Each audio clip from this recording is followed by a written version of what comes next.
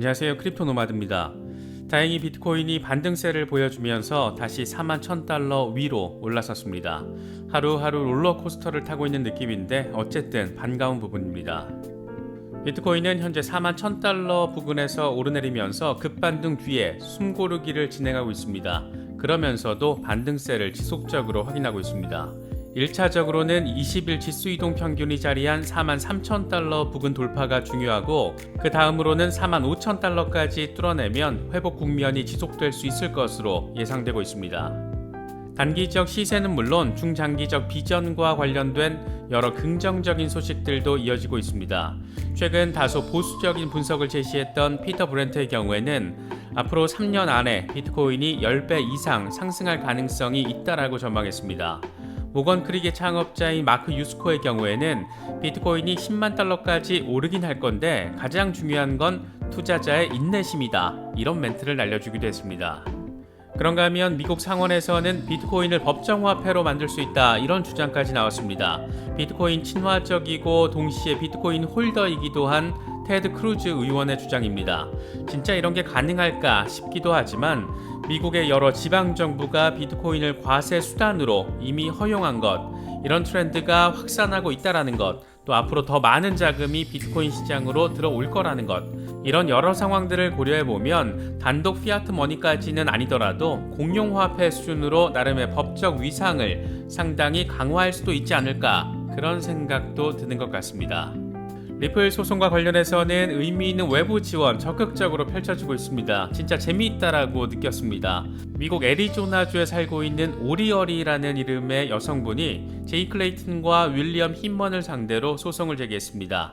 개인이 제기한 소송인데 XRP 홀더들이 집단으로 이번 소송을 지원하겠다 이런 의사를 밝히면서 집단 소송으로 표현되고 있습니다. 상황 아주 재미있게 펼쳐지고 있는 것 같습니다. 이건 또 이번에 본안 소송에 어떤 영향을 미칠 수 있을지 짚어보도록 하겠습니다. 여러 가지 강세 시그널들이 나온 상황에서 반등세가 확인되다 보니까 더 반갑게 느껴지는 것 같습니다. 여러 가지 소식들 잘 참고하시면서 시장 대응하시면 더 좋을 것 같습니다. 본격적인 시작에 앞서서 좋아요와 구독 또 알림 설정 꼭 부탁드리겠습니다. 영상 제작에 아주 큰 도움 된다는 말씀 함께 드립니다. 그럼 시작하겠습니다. 먼저 비트코인 상황입니다. 비트코인은 이러다 정말 다시 3만 달러대에서 고난의 행군을 하는 것 아닌가 이런 불안감을 키우기도 했지만 다행스럽게도 다시 4만 1,000달러 위로 올라서는 모습을 확인해주고 있습니다.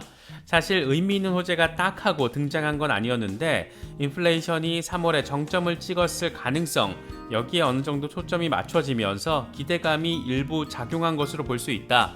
이런 분석이 나오기도 했습니다. 공포 탐욕 지수는 하루 전보다 3포인트 상승한 28을 기록하면서 극단적인 공포 단계로 완화됐습니다. 비트코인 도미넌스는 여전히 41%대 중반에서 오르내리고 있는 그런 상황입니다. 현재 비트코인 상황과 관련해서 코인데스크는 비트코인이 단기 하향 추세선 돌파를 시도하고 있다라고 진단했습니다. 코인데스크는 비트코인은 매도 압력이 약해지면서 단기 하락세를 돌파하려는 시도를 하고 있다. 매수 세력은 회복세를 유지시키기 위해서 45,000달러 위로 결정적인 움직임을 선보여야 한다. 이렇게 설명을 했습니다. 그러면서 즉각적인 저항은 43,000달러에 자리하고 있고 이 구간에서 가격 상승이 지연될 수 있다. 더 큰 저항은 47,000달러와 59,66달러에 자리하고 있다라고 분석했습니다. 이번 하락세가 이 구간에서 저항 맞고 난 직후에 벌어진 것이어서 중요한 돌파 구간이 된다라고 바라볼 수가 있습니다. 코인데스크는 일간 RSI는 가격 반등이 앞서 1월 말과 2월에 발생한 것과 유사한 과매도 수준에서 상승하기 시작했다. 또 D마크 지표를 보면 비트코인의 30% 랠리 직전에 있었던 1월 24일의 신호와 비슷한 역추세 반전 신호가 확인됐다. 이렇게 설명을 했습니다. 그러니까 과거 사례, 최근의 사례를 짚어보면 반등 직전, 랠리 직전에 벌어졌을 때 나왔던 신호들과 비슷한 수준의 지표들이 지금 확인되고 있다는 겁니다. 거꾸로 말하면 랠리 가능성이 높아졌다. 이렇게 볼 수가 있습니다. 다만 역추세 반전을 확인하려면 4만 달러 이상의 주봉 마감이 필요하다. 이렇게 강조했습니다. 코인텔레그래프의 기고가 라케시 우페디히의 경우에는 비트코인이 4월 11일 심리적 수준인 4만 달러 아래로 떨어졌지만 곰 세력은 이 모멘텀을 기반으로 제대로 구축을 할 수가 없었다. 이건 황소 세력이 더 낮은 수준에서 매수를 이어가고 있다는 것을 의미한다. 이렇게 진단을 했습니다. 그러면서 안도랠리는 20일 지수 이동 평균이 자리한 42,967달러에서 벽에 부딪힐 수 있다. 이 저항선에서 가격이 하락하면 곰 세력이 랠리에서 매도하고 있다는 것을 의미한다. 하락하는 20일 지수 이동 평균과 44 미만의 RSI는 곰 세력에게 약간 이점이 있다는 것을 보여준다. 곰 세력이 하락을 재개하기 위해서는 39,200달러 아래로 하락해야 한다. 반면 상승세가 이어지면서 43,000달러를 돌파할 경우 45,400달러 간접 저항에 도전할 수 있다라고 내다봤습니다.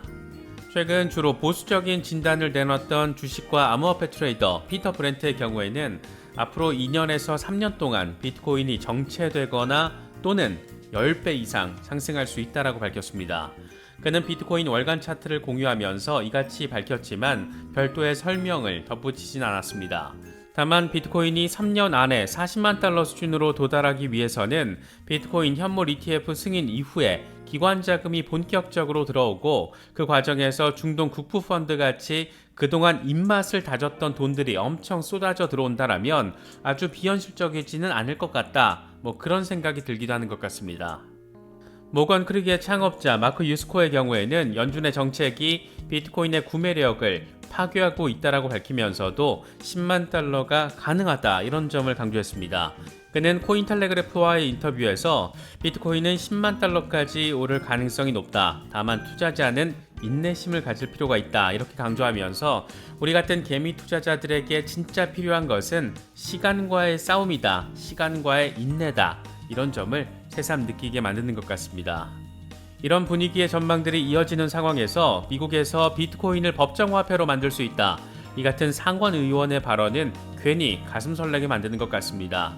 암호화폐 친화적인 의원이면서 동시에 비트코인 홀더이기도 한 테드 크루즈 텍사스주 상원 의원은 비트코인이 믿을 수 없을 정도로 번창하는 산업이라면서 이같이 말했습니다. 그는 이어서 나는 비트코인을 법정화폐로 만들 수 있다. 이렇게 강조하기도 했습니다. 테드 크루즈의 멘트가 다소 호전적이긴 하지만 사실 모르긴 몰라도 단독 피아트 머니가 되긴 당연히 어렵겠지만 최소한 텍사스주에서 공용화폐 수준으로 비트코인이 법적 위상을 갖게 될 가능성 충분히 존재합니다. 현재 미국에서 가장 비트코인 채굴 기업 유치에 적극적으로 나서서 공을 들이고 있는 곳 단연 텍사스를 꼽을 수 있고 텍사스 상원 출신으로 주지사 자리를 노리고 있는 돈 허킨스의 경우에는 자신이 주지사가 되면 비트코인을 텍사스주 법정화폐로 만들겠다 이렇게 공약을 한 상태입니다. 더욱이 최근 들어서 비트코인을 과세 수단으로 채택하는 미국 지방정부가 하나둘 더해지고 있다는 점도 길게 봤을 때는 꽤 의미 있는 포인트 지점이라고 할 수 있습니다. 다른 것도 아니고 미국에서 이런 상황이 하나둘 더해진다라면 진짜 흥미진진한 변화 포인트를 바라볼 수 있을 것 같습니다. 이더리움의 경우에도 비트코인의 반등세와 맞물려서 일단은 3,100달러 선을 회복했습니다. 다시 며칠 전의 상황처럼 3,500달러 뚫고 4,000달러 돌파 기대감 이런 거 키울 수 있을지 주목되고 있는 그런 상황입니다. 라케시 우페드히의 경우에는 이더리움 황소 세력이 안도 랠리를 연장하려고 시도하고 있다. 이런 반등세는 20일 지수 이동 평균이 자리한 3,172달러에서 저항받을 가능성이 높다. 여기서 저항 맞고 하락할 경우에 50일 단순 이동 평균인 2,958달러 아래로 떨어질 가능성도 존재한다. 반면 3,172달러를 돌파하면 공격적인 매수가 이루어질 수 있는데 이럴 경우에는 200일 단순 이동 평균인 3,490달러까지 랠리를 시도할 수 있다. 이렇게 전망을 했습니다. 이더리움과 관련해서는 상반기 최대 관심사로 기대되고 있는 지분증명 전환이 조금 더 지연될 수 있다. 이런 분석이 더해졌습니다. 6월에 이더리움 지분증명 전환이 이루어질 수 있다. 이렇게 지분증명 기대감에 불을 지폈던 이더리움 코어 개발자 팀 베이커는 이더리움 병합은 6월이 아닌 그보다 몇 달 지나서 이루어질 전망이다. 아직 확정 날짜는 나오지 않았다. 하지만 이더리움 작업 증명의 마지막 챕터에 와 있다는 것은 확실하다. 이렇게 밝혔습니다. 이렇게 되면 조기 병합이 이루어지는 상황보다는 원래 예상 시기였던 올해 안에 이더리움 멀지가 이루어진다, 이런 수준으로 바라봐야 될 것 같은데, 상황이 계속 바뀌고 있는 만큼 정확한 시점에 대해서는 조금 더 지켜봐야 할 것 같습니다. 미뤄져도 한두 달 정도면 참 좋을 것 같은데, 이거 참 어떻게 될지 관심 있게 지켜봐야 될 것 같습니다. 리플 소송과 관련해서는 정말 아주 재미있는 상황이 벌어졌습니다. 지금 이 사단을 만든 당사자들 제이 클레이튼과 윌리엄 힘먼, 이 미친놈들을 상대로 XRP 홀더가 소송을 제기했다라는 소식이 전해졌습니다. 이게 애리조나주에 거주하고 있는 오리얼이라는 이름의 여성분이 제기한 소송인데, XRP 커뮤니티나 홀더들 사이에서는 집단 소송으로 표현되고 있습니다. XRP 아미가 달려들어서 지원할 가능성도 한층 더 높아지고 있다, 이렇게 바라볼 수도 있을 것 같습니다. 이번 소송을 담당하는 변호사 프레드 리스폴리는 자신의 트위터를 통해서 소송 개시 상황을 전했습니다. 그는 4월 11일에 집단 소송을 제기했다. 클레이튼과 힘먼이 XRP 레저 네트워크에서 모든 사용자의 유효한 비즈니스 기대치에 불법적인 간섭을 한 것에 대해서 법적인 입장을 취하기로 했다. 이 둘은 미국뿐만 아니라 전 세계적으로 수십만 명의 XRP 홀더들에게 고의적으로 피해를 입혔다. 이건 기본적으로 정의와 공정, 법치에 대한 사건이다, 이렇게 강조했습니다. 이게 미국의 한 개인이 제기한 소송이지만 지금 분위기를 보면 글로벌 XRP 아미를 움직이게 만들고 있습니다. 모르긴 몰라도 존 디튼 변호사처럼 마케팅 전략에 촉이 좋은 사람들이 이번 소송을 서포트하기 위해서 어떤 방식으로든 나설 가능성이 높다라고 바라볼 수 있을 것 같습니다. 현재 소송의 원고가 한 명이어서 집단 소송의 제도를 악용한 것 아니냐, 형식만 집단 소송 아니냐, 이런 지적도 가능할 것 같긴 한데, XRP 아미가 더해질 가능성이 상당히 높다라는 점을 고려하면 시간이 좀 더 지나면서 내용도 형식도 집단 소송의 상식적인 기준에 부합할 가능성 매우 높다, 이렇게 바라볼 수 있지 않을까 개인적으로는 생각이 됩니다. 잘 아시는 것처럼 클레이튼과 힘먼, 이 두 명의 미친 인간들은 미국의 정부기관 감시 시민단체 인파월 오버사이트로부터도 소송을 이미 당한 상태이고, 이른바 힘먼 이메일로 불리는 SEC 내부 이메일 내용, 이 본안 소송이 아닌 이 소송을 통해서 세상에 공개되고 있습니다. 시민의 힘, 유권자, 주권자의 힘, 이런 것들이 시간이 갈수록 강화되는 모습이어서 이래저래 반갑게 느껴지는 것 같습니다. XRP 홀더들 입장에서는 이 긍정적인 상황 하나가 더해진 것으로 볼 수 있으니까 홀더분들은 이런 상황도 참고하시면 좋을 것 같습니다.